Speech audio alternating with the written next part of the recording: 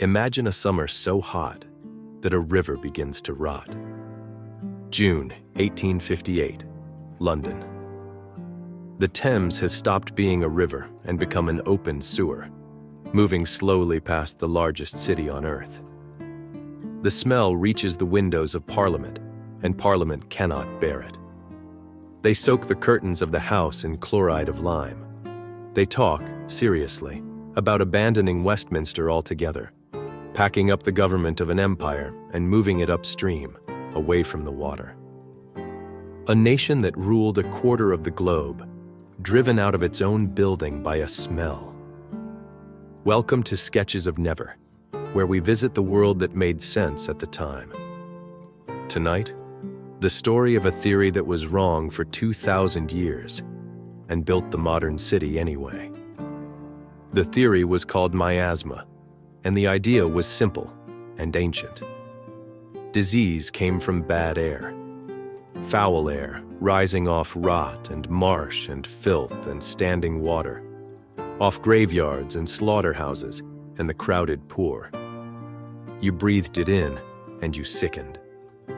From Hippocrates onward, for something like 2,000 years, this was not a superstition on the edge of medicine. This was medicine. Malaria still carries the belief in its name. Mala aria, bad air. And here is the uncomfortable part. The evidence for it was good. Genuinely, overwhelmingly good. Because where did people die? They died in the lowest ground, the wettest ground, the most crowded ground. They died by the tanneries and the ditches and the overflowing cesspits. They died in the streets where the air was thickest with the smell of human waste. Cholera came, and typhoid came, and fever came. And every single time they came for the foulest streets first. It was the strongest signal in the whole of public health, and you could confirm it with your own nose, walking from a clean high street down into a poor low one, and feeling the dread rise with the stench. As for germs, there was no germ anyone would believe in, which is not quite the same as saying nobody had seen one.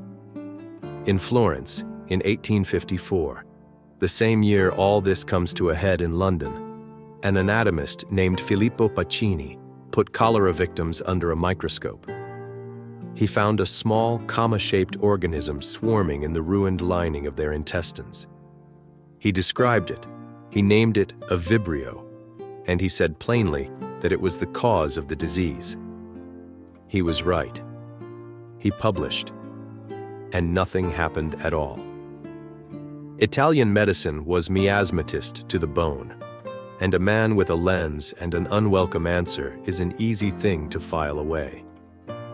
Robert Koch found the organism again 30 years later and got the century's applause. Pacini was not formally credited until 1965, when they put his name on it. 111 years late. So the germ had been seen. Believing in it was another matter entirely. And what you could observe without a microscope, without any special training at all, was that death and stink lived at the same address. Believing in miasma was reading the data you had. Take Edwin Chadwick, a hard, humorless, relentless man, and one of the great reformers of the century. Chadwick believed with total conviction that smell itself was the enemy. All smell is disease, he said, and more or less meant it. And on that wrong foundation, he built the entire public health movement of Victorian Britain. He surveyed the slums, he counted the dead. He shamed a comfortable nation into looking at how its poor actually lived and died. And above all, he demanded that the filth be removed. Get rid of the smell, and you get rid of the disease. He was wrong about the mechanism in almost every particular, and he would not be moved. Florence Nightingale we remember with a lamp, moving through the wards at night, and we have made her gentle in the remembering. The real woman was a formidable statistician, an iron administrator and a convinced miasmatist. Her genius was ventilation. Open the windows, move the air, let in the light, scrub everything. Space the beds apart so the bad air cannot gather and settle. And her death rates fell and fell. She was fighting a phantom, and she was saving real people by the thousand. She resisted germ theory for years after it arrived, and she was nobody's fool. She is the proof, if you need one, that a miasmatist could be a serious person, working carefully from the wrong map. And then, quietly, off to one side of all of this, there is John Snow. In 1854, cholera broke out around Broad Street in Soho, and a physician named John Snow did something almost nobody was doing. He made a map. He marked every death, house by house, a little black bar for each one, and he watched them cluster. Not around a smell, around a water pump. Cholera, he argued, was in the water. Something in the water, too small to see, passing from the sick to the well through what they drank. He had the pump handle removed, and the story says the outbreak faded. He was right.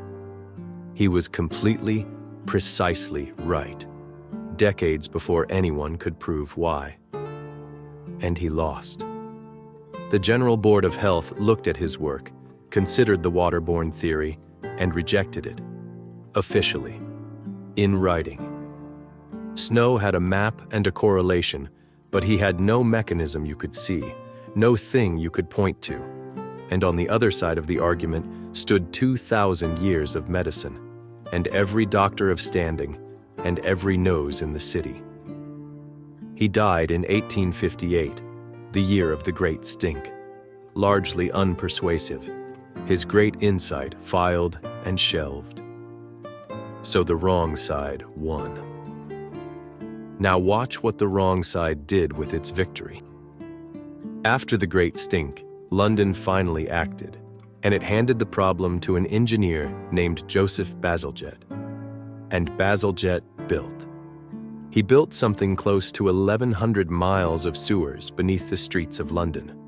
Vast intercepting tunnels of brick laid in their millions, curving underground like the naves of drowned cathedrals. He built them explicitly to carry the stink away. That was the goal, stated out loud. Take the foul matter and the foul air it made and move it far downriver, away from where people breathed. Cure the smell. Save the city. He was working from the wrong theory, and it worked perfectly.